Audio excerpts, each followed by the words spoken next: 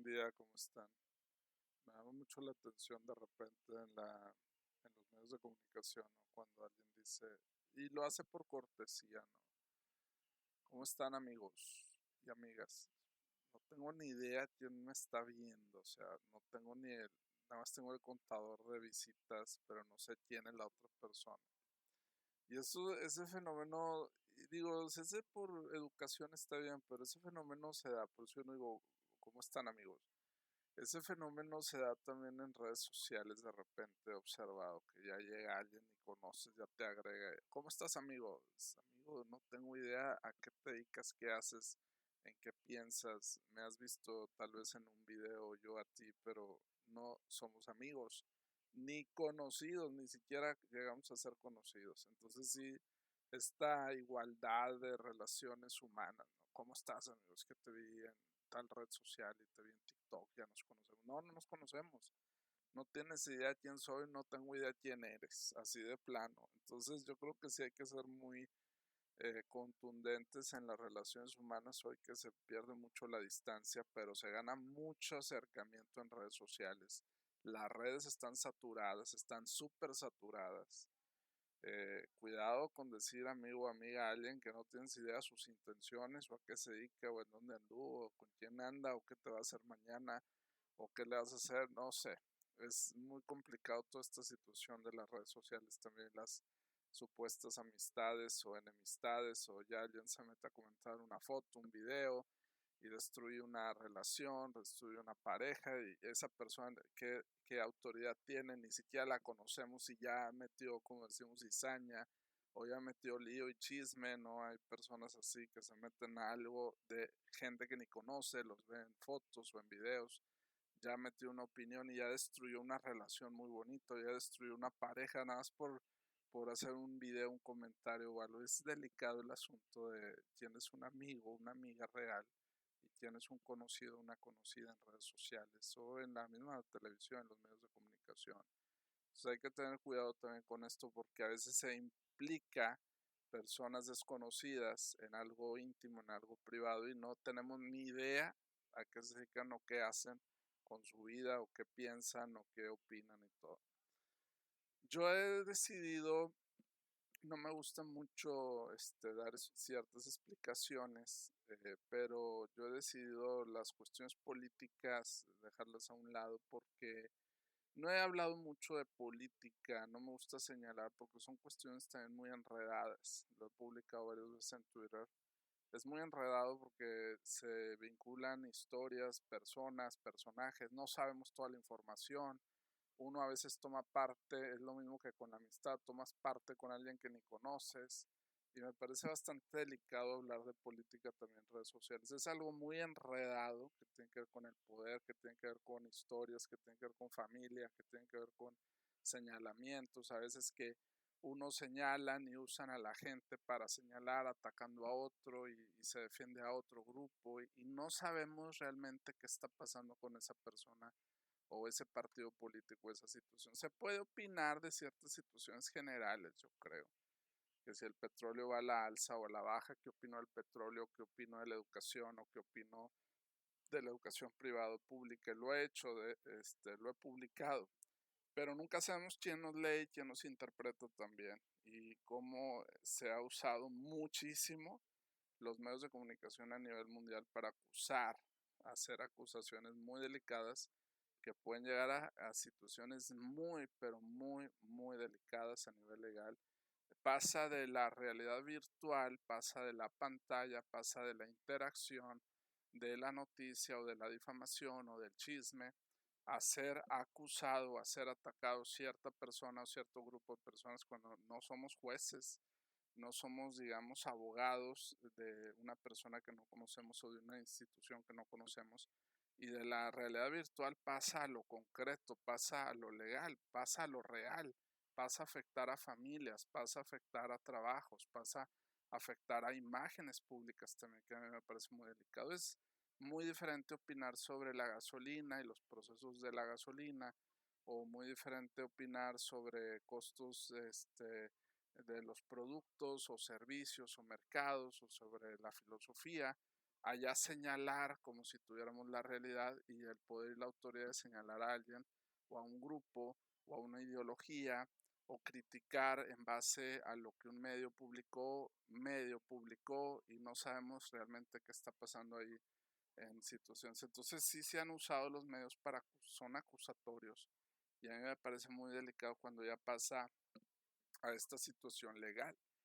Ya existe una ley en México que es la ley Olimpia, que lo he publicado, estoy de acuerdo en la ley Olimpia parcialmente, porque ciertas formas de difamación o de contenido privado que puede afectar a una persona, una familia, un grupo de personas, y un tercero publica, y precisamente no es un amigo, un tercero X, usa esa información para chantajear, pues ya tiene consecución o consecuencias legales, pero habría que comprobar quién subió la foto, las fotos o videos o cómo la usó, la editó, ¿no? Me parece que sí tiene que ver respecto a la intimidad y no usar cosas.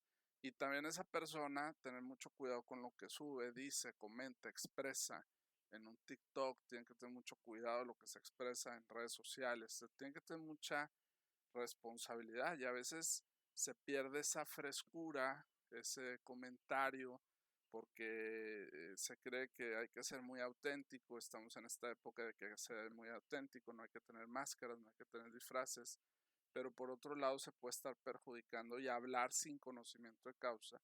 Y así hubiera conocimiento de causa, señalar es muy delicado. No somos la sociedad, somos jueces de cierta manera sociales, o jueces morales. Está bien esto, está mal esto, opino que está bien esta persona, está mal, pero no conocemos sus intenciones, ni conocemos su pasado, ni su historial, y es delicado. Esa ley Olimpia lo que hace es señala ante una situación donde se usa una fotografía o video personal y que la otra persona o el otro individuo pues también subió. De cierta manera lo compartió a una persona, no a un grupo, no a una sociedad. Hay consecuencias también, y se tiene que pensar mucho en las consecuencias también. Y lo que puede parecer un comentario natural, abierto a desconocidos, se puede tomar muy mal por un grupo y muy bien por otro, y habrá grupos que digan no me interesa, no le doy valor, no le doy importancia, y habrá grupos de personas que digan sí me interesa mucho lo que está sucediendo o lo que esa persona está opinando a nivel personal, individual, no institucional. No está hablando en nombre de una institución necesariamente, o de una empresa, o de una compañía, etcétera. Entonces sí puede ser de cautela y de precaución, y hay que tomar ciertas distancias sanas también en redes sociales. Yo diría que tomar distancia sana también. Muchas veces a uno se le olvida tomar distancia sana y suelta un comentario que se lo dirías a un grupo de amigos, pero no lo soltarías enfrente de todo el mundo. Literalmente en todo el mundo te puede estar viendo o escuchando en una plataforma, y puede ser complicada la situación, sobre todo en temas que ya apuntan a una familia, a un individuo, etcétera, a una trayectoria, a un trabajo profesional, todo eso. El día de hoy voy a hablar un poco sobre la genialidad y los avantes. Los jóvenes o niños avantes es una condición muy interesante. Vamos a partir de un principio que el cerebro humano pesa 1,400 kg, 1,300 kg, es una masa amorfa, es como una gelatina. El cerebro palpita, tiene palpitaciones como el corazón, y el cerebro realmente tiene irrigación sanguínea, tiene memoria, tiene los lóbulos frontales, prefrontales, temporales, occipitales, frontooccipital, de todo tiene. Y siempre ha sido un enigma estudiarlo. Uno de los grandes que estudió las neuronas del cerebro fue Cajal y Cajal. Es un clásico en la literatura mundial española, mexicana, Cajal y Cajal. Y usaba, pues no había robots, no había computadores, usaba microscopios, y lo que hacía era ver partículas o ahí ver neuronas. Las neuronas hay diferentes tipos, hay cuales se conectan, por así decirlo, en redes, se van formando redes neuronales, que eso forman la memoria, y que una neurona lleva generalmente K, que es el potasio, lo que contiene el plátano, tienen salinas o tiene sales, y obviamente oxígeno, agua y otro tipo de irrigación que se da a través del cerebro. El cerebro es por así decirlo, órgano maravilloso. Uno de los grandes maestros que tuve de la vida me decía que se estudiaba a sí mismo. El cerebro se estudia a sí mismo. Es el único órgano que se estudia a sí mismo, se está estudiando. Y es algo que ni los grandes científicos o neurólogos han podido destacar o definir para qué sirve este lóbulo, para qué sirve. Son aproximaciones. En la ciencia hay aproximaciones, pero no hay cosas necesariamente puntuales que en 10 años no vayan a cambiar y a diferir de lo que sabemos hoy. Por ejemplo, la regeneración neuronal. Por muchos años se tenía la doctrina que las neuronas no se regeneraban, que morían entre comillas, que no resucitaban, y ahorita vemos que hay neuronas que sí pueden de cierta manera regenerarse. Se han estudiado grupos de neuronas que en un golpe muy fuerte en una cabeza pasan a otro lugar, a otro hemisferio también. Entonces, el cerebro es como el universo. Tiene estrellas, tiene espacios, tiene funcionamiento y tiene también memoria, obviamente. Tiene la cuestión sensorial, para poder ver se necesita energía, para poder tocar algo se necesita energía, para poder leer se necesita la memoria, se necesita conocimiento. Existe el concepto de memoria falsa, fake memory, que se ha publicado en varias revistas de ciencia y de Nature, cómo el ser humano es capaz de recrear memorias falsas también muchas veces. Un señor en Estados Unidos fue al cine y después de ver una película de la guerra mundial, llegó a su casa y días después dijo que había estado en la guerra mundial. Y eso no se lo había dicho a sus nietos, ni a sus hijos, ni a nada. Y le decían, oye, abuelito, pues tú estuviste en la guerra, yo estuve en la guerra mundial. A ver, enséñanos tus medallas, o enséñanos tu uniforme, o enséñanos una foto. No había nada, porque había una memoria falsa. El cerebro es un órgano que algunos estudiosos han dicho no distingue entre la fantasía y la realidad, no la distingue. Entonces también puede ser muy manipulable, muy maleable. Existe esta situación de la famosa plasticidad, que no tiene nada que ver con el plástico, sino con la adaptación de un grupo de neuronas que se van reagrupando y van haciendo otro tipo de funciones. No es fácil estudiar una neurona, es como un virus o una bacteria, son microscópicos, son muy pequeños. Antiguamente se utilizaba y actualmente se utiliza un aparato para medir las neuronas cuando se pintan, se les agrega colores a veces. Ha habido operaciones de personas con la cabeza cuando están despiertos, que les operan el cerebro y deben de estar despiertos porque se supone que si duermen pueden fallecer. El cerebro es algo muy misterioso, muy enigmático. Puede ser muy estudiado, pero es difícil localizar. Hay ciertos lóbulos que decimos, tenemos un lóbulo temporal. Ha habido casos de personas que no tienen un fragmento del cerebro y están vivas, pueden respirar, pueden comer, pueden hacer acciones ejecutivas o acciones normales, pueden caminar, correr sin una parte del cerebro. Hay otras personas que han tenido ciertas embolias y se han podido recuperar. El cerebro es como autorregenerativo, yo diría, de cierto modo. Es algo maravilloso lo que es el mismo cerebro. El tener los recuerdos de hace muchos años, el poder tener el pensamiento, el poder tener el análisis, la reflexión, pues viene todo esto del cerebro y de la voluntad del ser humano.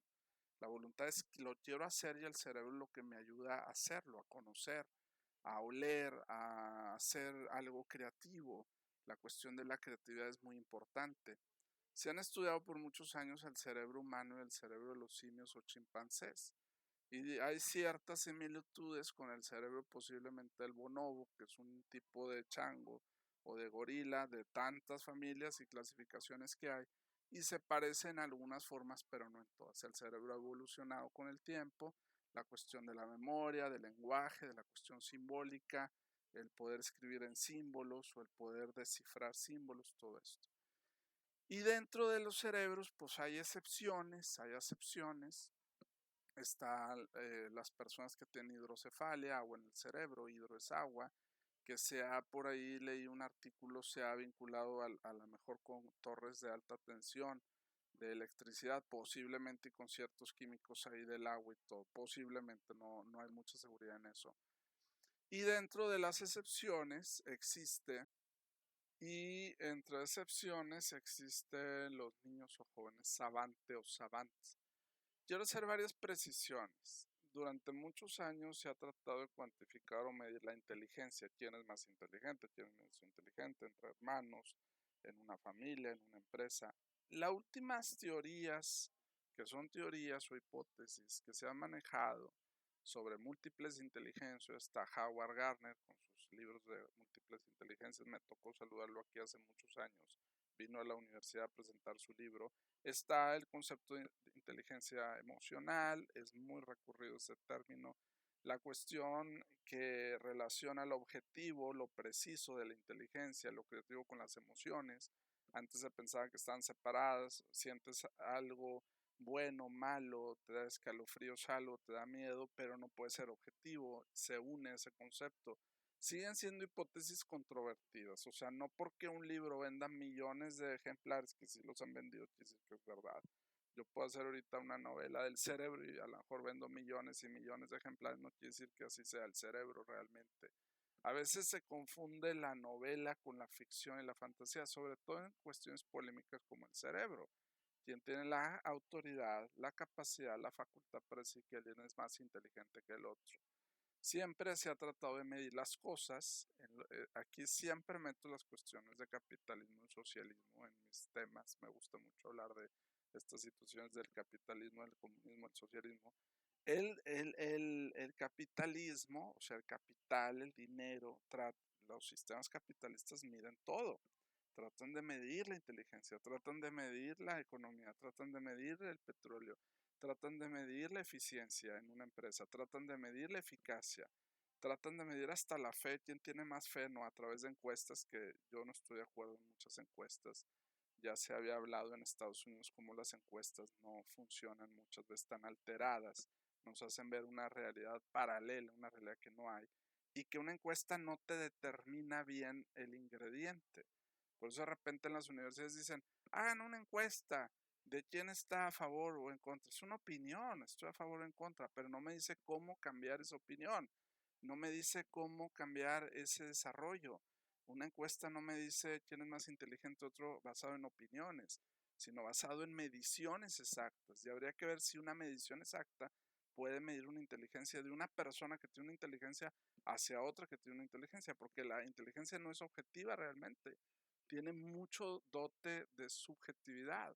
Yo pienso, yo opino, yo siento que él es inteligente o ella. Yo considero que esa persona es inteligente. Es una consideración, no es una medición exacta. Y luego habría que ver inteligencia entre ciudades, entre países.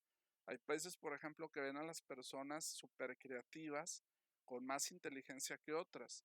Pero hay países, y eso sucedía en México, en el sistema educativo, yo tuve muchos años dando clases y llenando formas y papeles. La educación es mi fuerte, por así decirlo. Y por muchos años en la educación mexicana se basaba en la velocidad. Tú acabaste primero, eres más inteligente. Tú acabaste el último, eres menos inteligente. La inteligencia se medía, entre comillas, por velocidades, como si fueran carros de carreras, a ver quién llega primero, en lugar de decir a ver quién llega mejor o a ver quién lo hizo mejor. O los dos lo hicieron muy bien, uno a una velocidad y otro a otra. Hay algo muy importante en la inteligencia, las velocidades. El pensamiento se ha tratado de buscar por ahí una investigación, pero yo creo que son pseudo investigaciones, no muy precisas, no muy analistas o analíticas. ¿Qué velocidad tiene mi cerebro y cuál velocidad tiene el tuyo o el de él o el de ella? Las velocidades de pensamiento de información. Entonces la inteligencia se mide de muchas maneras. El que es creativo, el que puede ser introvertido, pero demuestra un aspecto filosófico de la vida, sabe preguntar, sabe cuestionar. El inteligente emocional, que yo lo comparo un poco, que sigue siendo controvertido quién es inteligente emocional, en reprimir y en controlar, ¿verdad? O sea, no golpees, no hagas esto, no hagas lo otro, es inteligente porque se controla. Creo que el control tiene mucho que ver con la inteligencia también, en la prudencia, saber intervenir o no saber intervenir. El inteligente que sabe debatir, tiene información previa, el inteligente que sabe dibujar, el inteligente musical, que sabe mucho de música. Y recordemos que la inteligencia varía. Un niño no tiene la inteligencia de un adolescente o de un joven o de un adulto. No han vivido las suficientes etapas para tener una cabeza o un cerebro de madurez, por así decirlo. Esto tiene mucho que ver con las experiencias previas y la madurez de cada individuo también dentro de su entorno sociedad. Entonces, una de las cuestiones grandísimas de la neurología es saber si el tamaño del cerebro, que no es la cabeza es como el casco, retiene al cerebro, si el tamaño de un cerebro tiene que ver con la inteligencia o no. Entre más grande es un cerebro, más inteligente, o no tiene que ver con la materia glial, la materia gris, la cantidad de neuronas. Si podemos contar la materia de un inteligente y de uno menos inteligente, habría más materia o menos materia. Es un punto de debate muy álgido entre grandes expertos a nivel internacional. El tamaño de un cerebro tiene que ver con la gran capacidad, almacena más datos, más información, etcétera. Bueno, entonces aquí tiene que ver también con la especialización de las neuronas. ¿A qué se dedica un grupo de neuronas?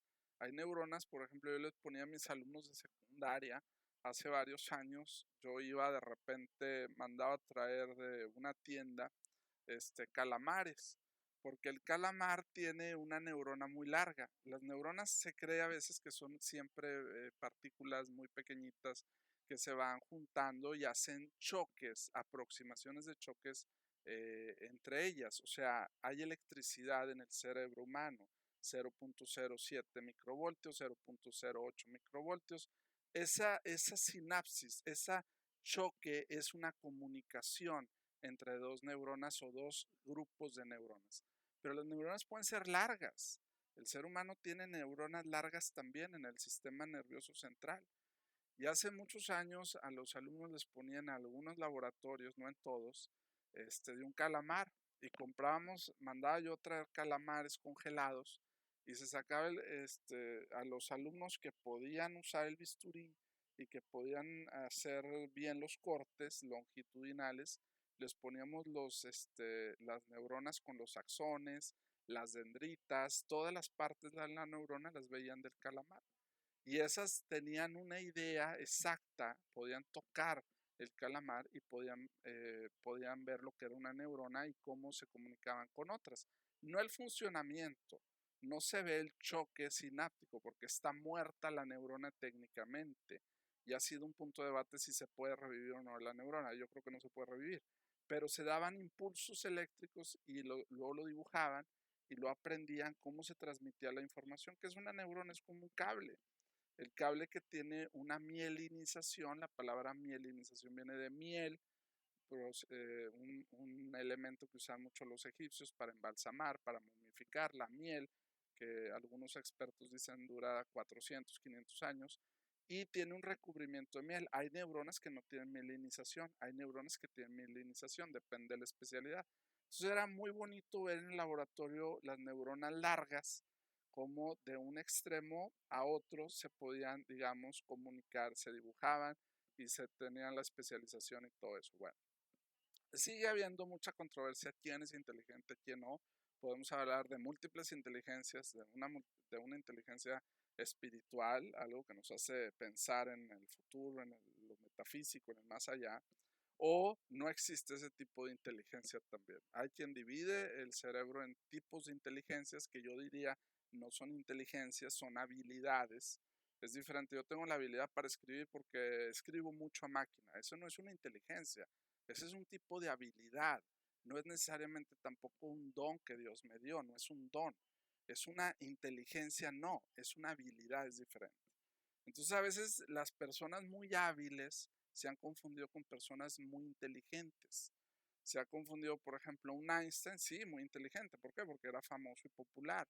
Salía en revistas, iba a cátedras, dictaba conferencias sobre el espacio, sobre la física cuántica, sobre las estrellas, sí, muy inteligente, porque era creativo, porque sabía solucionar cuestiones algebraicas y matemáticas, sí, muy complejas.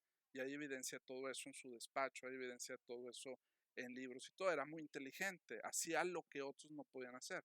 Pero a lo mejor no tenía la inteligencia social, que siempre se le criticó a Albert Einstein, que yo no diría es una inteligencia socializar, es simplemente una habilidad. No hay que confundir ser inteligente con tener memoria. Hay personas que tienen muchísima memoria con tener habilidades. Yo tengo mucha habilidad para el fútbol, no necesariamente soy inteligente para otras cosas.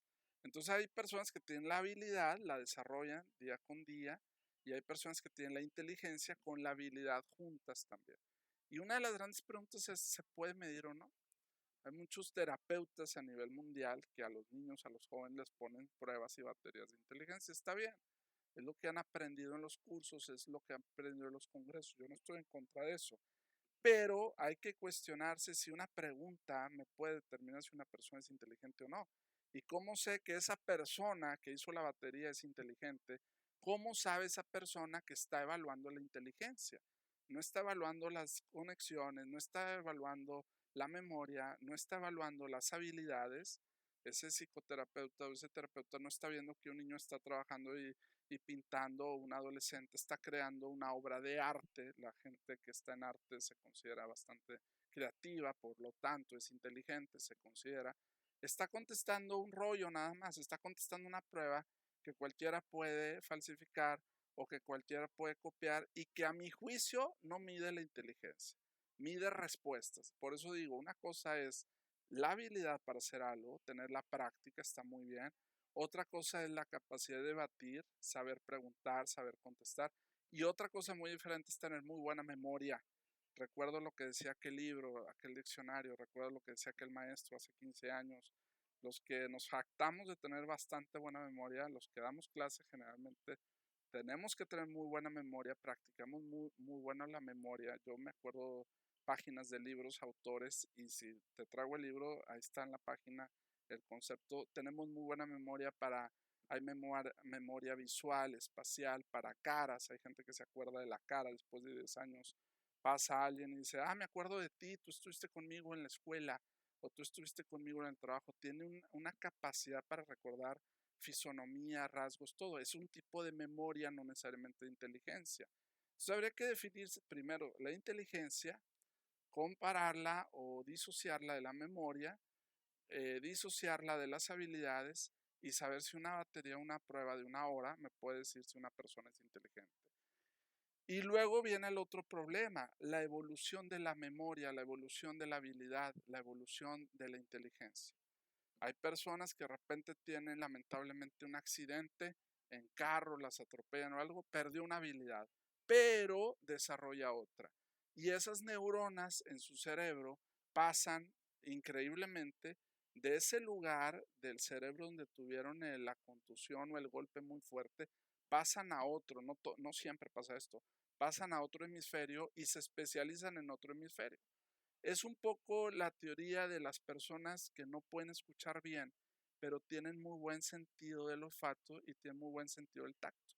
Saben muy bien las personas, por ejemplo, que no pueden ver, que son invidentes de nacimiento, tienen excelente tacto generalmente y tienen muy buen gusto. Esas neuronas van especializándose a otras áreas para ayudarles en esas áreas. En la inteligencia es la capacidad de resolver problemas, pero también la inteligencia es la capacidad de crear problemas. Hay gente muy inteligente que destruye, lamentablemente. Hay gente muy inteligente que lo usa, esa energía de la inteligencia lo usa para el mal, para lo malo, para lo negativo. También se puede usar para el arte, para la belleza, para la música, para la literatura y todo eso. Entonces hay que definir muy bien los conceptos aquí también. Y dentro de todo esto hay un grupo de personas muy selectas, por así decirlo, a nivel internacional o a nivel mundial. Este grupo de personas se llaman savant o savantes, son etiquetadas o consideradas savant. Estas personas son inteligentes generalmente, pero no pueden hacer lo básico. No pueden agarrar o tomar un tenedor o una cuchara, les tienen que ayudar desde niños generalmente. No es que tengan una torpeza, es que su inteligencia está enfocada a otras cosas. Leen un libro, 500 hojas, y es algo muy importante del cerebro, muy interesante cómo puede funcionar, llegar los límites del cerebro a funcionar.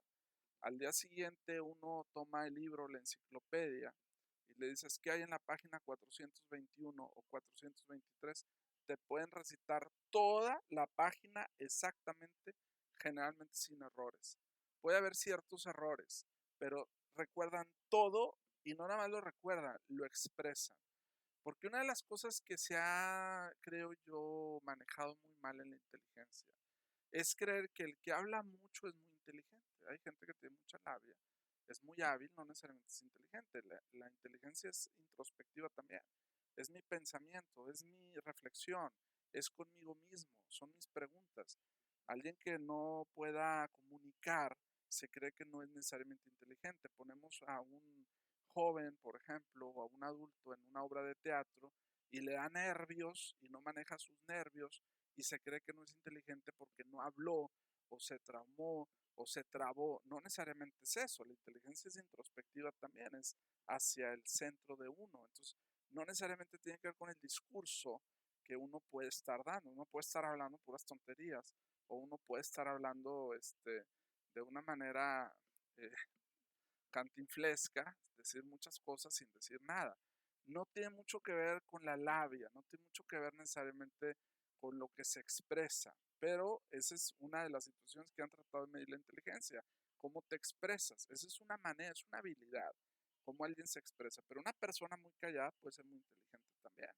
Observa mucho a las personas, dibuja, realiza ensayos, tiene en su mente memoria. No quiere decir que porque no lo exprese no existe la inteligencia. Eso hay que dejar muy, muy en claro.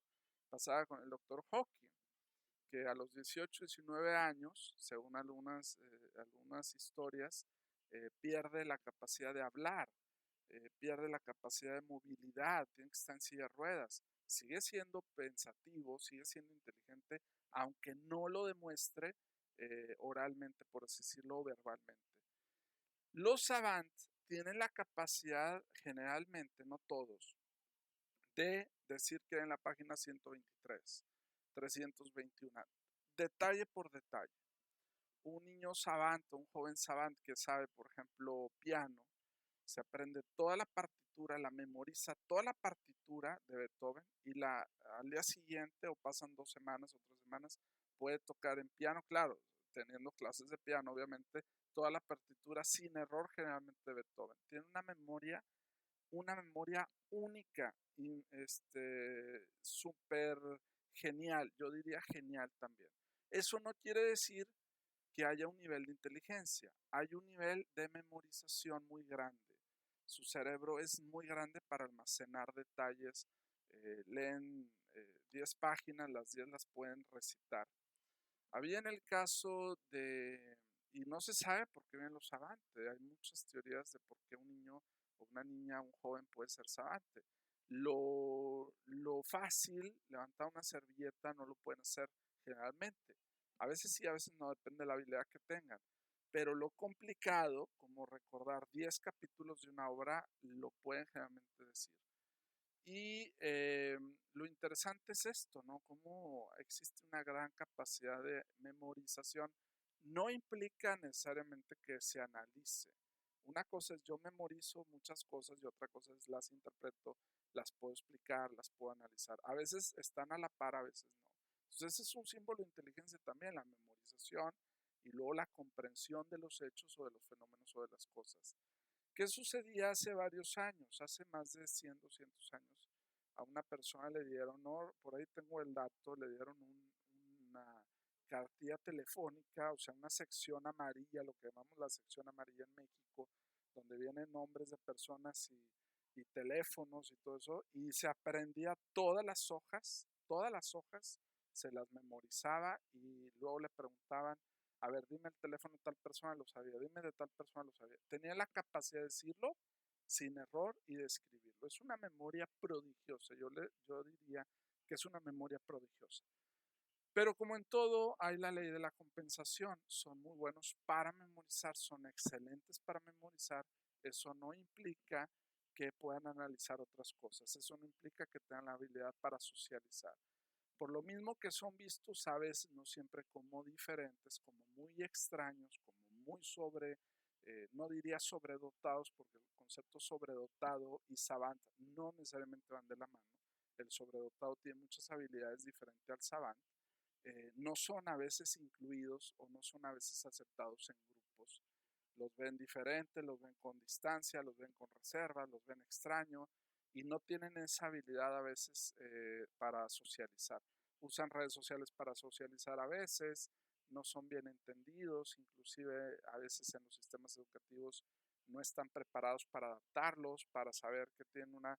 No se trata de tener respuestas de comprensión. ¿Qué opinas sobre la filosofía o qué opinas sobre el calor o el frío? Se trata de memorización. ¿Qué dice la página 29 y qué dice la página 45? Recítame todo. Y lo recitan sin leerlo. Tienen una memoria, esto va relacionado a memorias fotográficas. Es como una fotografía que toma una foto, ellos la almacenan y la pueden después expresar. Es una memorización impresionante, impresionante. He visto varios videos de jóvenes, de niños savante o savant. Es impresionante todo lo que pueden almacenar.